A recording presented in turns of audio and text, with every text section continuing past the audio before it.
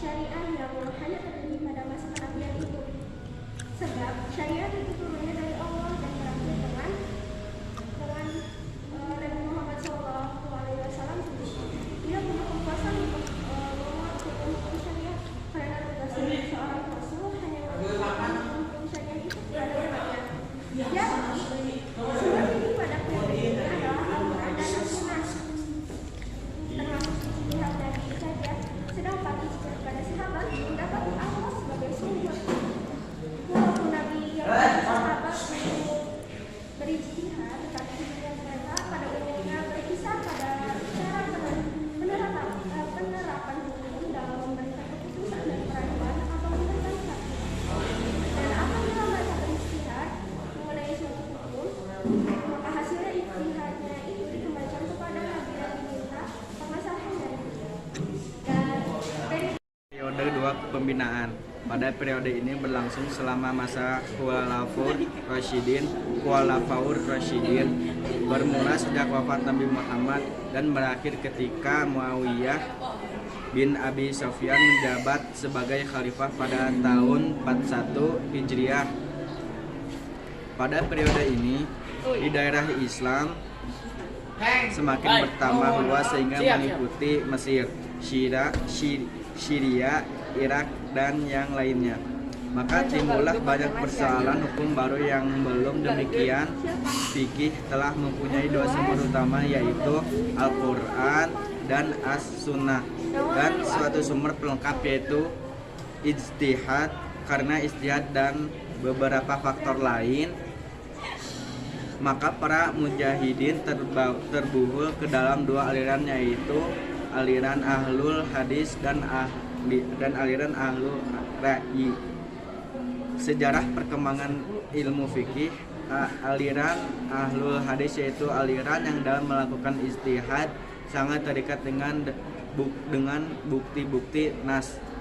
Mereka tidak mencari ilat hukum dan dasar-dasar yang digunakan syara dalam menetapkan suatu hukum, dan aliran ini berkembang di ijtihad. Materi ketiga yaitu periode perkembangan. Dalam periode ini berlangsung sejak masa pemerintahan Bani Umayyah dan Abbasiyah yang dimulai pada tahun 41 Hijriah 661 Masehi sampai 656 Hijriah 1523 Masehi. Pada periode ini ilmu fikih mencapai kemajuan yang sangat amat pesat, dan oleh sebab itu para ulama giat dalam melakukan ijtihad terhadap berbagai persoalan, sehingga di antara mereka sering berijtihad dengan menggunakan metode mereka sendiri. Dalam perkembangan pesat itu terjadi karena besarnya perhatian para khalifah terhadap ilmu fikih, yaitu adanya kebebasan dalam memberikan pendapat, semakin banyaknya persoalan yang timbul, dan adanya referensi sumber hukum. Karena Al-Quran sebagian besar hadis, fatwa para sahabat dan fatwa para tabi'in, serta fatwa para tabi'in yang telah dilakukan dengan fase perkembangan ini, fikih telah memenuhi syarat menjadi suatu disiplin ilmu, dan para fuqaha terus menerus mengembangkannya sehingga ilmu syariat ini menjadi 18 mazhab, yaitu mazhab Hanafi, Hambali, Maliki, Syiah, Zaidiyah, Ibadi, Syiah, Ilmiyah, sedangkan yang lainnya seperti Auza'i, Syafi'i, dan yang lainnya sudah tidak berbentuk lagi. Periode 4 pendalaman dan pemunduran. Periode ini dikenal juga di kalangan para penulis dengan periode takrib, jumud, penutupan pintu ijtihad, abad pertengahan, dan lain sebagainya. Periode ini berlangsung sejak rubuhnya Daulah Abbasiyah dan leburnya Khilafah Utsmaniyah. Daulah Abbasiyah rubuh pada tahun 656 Hijriah, yaitu dengan jatuhnya kota Baghdad ke tangan tentara Mongolia di bawah pimpinan Mulatu. Sesudah itu dunia Islam sudah dalam keadaan terpecah belah dan saling merebutkan kekuasaan, sehingga dalam bidang politik dapat dianggap kemunduran. Tarikan sarana kembalinya kebangkitan fikih. Pada periode ini umat Islam telah menyadari kemunduran dan kemahajalan mereka yang telah berlangsung semakin lama itu. Para ahli sejarah mencatat bahwa kesadaran muncul ketika seorang Napoleon Bonaparte menduduki Mesir pada tahun 1789. Kejatuhan Mesir pada saat itu menginsafkan umat Islam betapa lemahnya mereka. Sedangkan di dunia barat telah timbul peradaban baru yang lebih tinggi. yang merupakan ancaman bagi dunia Islam ini.